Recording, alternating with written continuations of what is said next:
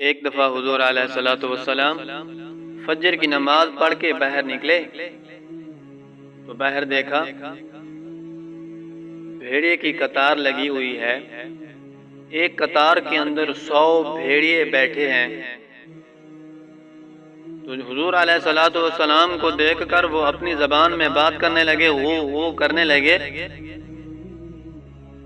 تو حضور علیہ الصلوۃ والسلام نے صحابہ سے پوچھا، جانتے ہو یہ کیا کہہ رہے ہیں؟ صحابہ نے پوچھا، یا رسول اللہ آپ بتا دیں یہ کیا کہنا چاہتے ہیں، یہ کیا کہہ رہے ہیں؟ حضور علیہ الصلوۃ والسلام نے فرمایا، صحابہ یہ کہہ رہے ہیں کہ اللہ نے ہمیں زندگی دی ہے اور اللہ نے جو ہمارا رزق مقرر کیا ہے وہ بکریاں ہیں، تو صحابہ کرام کی بکریاں کھانا ہمارا تو دل نہیں کرتا اور رزق بھی ہمارا بکریاں ہیں، تو ہم کیا کریں؟ تو آپ بتاؤ، صحابہ سے پوچھا آپ بتاؤ کیا کریں؟ تو صحابہ نے عرض کیا، یا رسول اللہ پلی پلائی بکریاں دینا ہمارا دل تو نہیں کرتا۔ پھر حضور علیہ الصلوۃ والسلام نے فیصلہ کیا، فرمایا، اے صحابہ، اے میرے بھائیو، تم اپنے بکریوں کا خیال رکھنا اور بھیڑیوں کو فرمایا تم دو لگا لے۔ جب حضور علیہ الصلوۃ والسلام نے بھیڑیوں کو فرمایا کہ تم دو لگا لینا، تو پھر وہ مڑے واپس جانے لگے تو کہنے لگے، یہ تو بڑی ناگوار بات ہے، یہ سخت بات ہے کہ مجبوری سے یہ کرنا پڑے گا۔ پریشان ہو کر وہ واپس چلے گئے۔ اسی طرح ایک اور بات یاد آ گئی، مکہ کے اندر ایک بھیڑے نے ہرنی کو دیکھا تو اس کے پیچھے بھاگا، تو حرم کی حد کے اوپر، جہاں حرم کی حد ختم ہوتی تھی، وہاں ابو سفیان اور اخنس بن شریق کھڑے تھے۔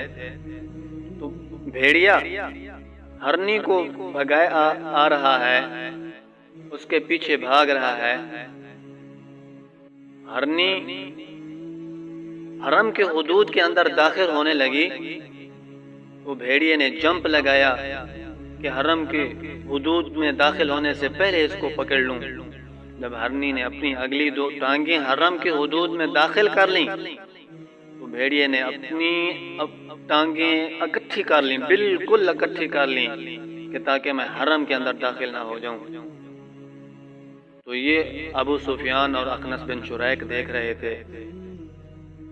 تو ابو سفیان نے کہا، واہ عجبا، اے حاجی، یہ بھیڑیا بھی حدود حرم کو جانتا ہے، اس کی حرم کو جانتا ہے، یہ عجیب بات ہے۔ عجیب بات یہ ہے کہ یہ بھیڑیا بھی حرم حدود کی حرمت کو جانتا ہے۔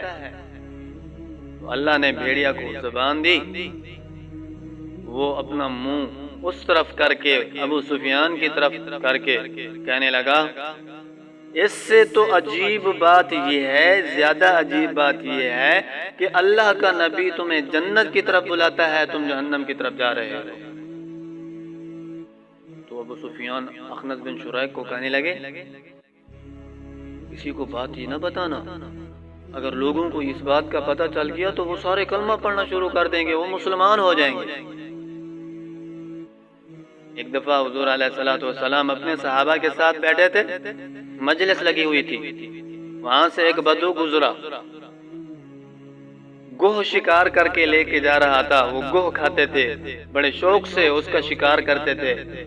گوہ کو پکڑ کر رسی کے اندر باندھ کے جا رہا تھا، دیکھا کہ محفل لگی ہوئی ہے، کچھ لوگ بیٹھے ہیں، پوچھا یہ کون بیٹھا ہے؟ بتایا گیا یہ نبی ہے، حضرت محمد صلی اللہ علیہ وسلم اپنے صحابہ کے ساتھ بیٹھے ہیں۔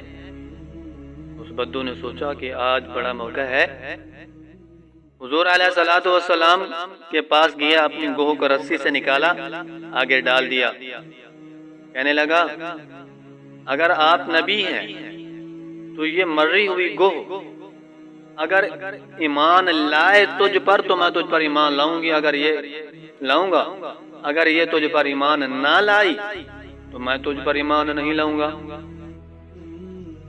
حضور علیہ الصلوۃ والسلام نے اس کو بلایا، اس کا نام لیا، یا ضباح۔ جب اس گوہ کا نام یا ضباح لیا تو وہ گوہ مری ہوئی اپنی آنکھیں کھولیں، آنکھیں کھول کر اپنا سر اٹھایا اپنے ہاتھوں کو اوپر کر کے حضور علیہ الصلوۃ والسلام کے ساتھ بات کرنے لگی، یا زین من وافاہ یوم القیامہ۔ پہلے کہا لبیک سعدیک یا زین من وافاہ یوم القیامہ،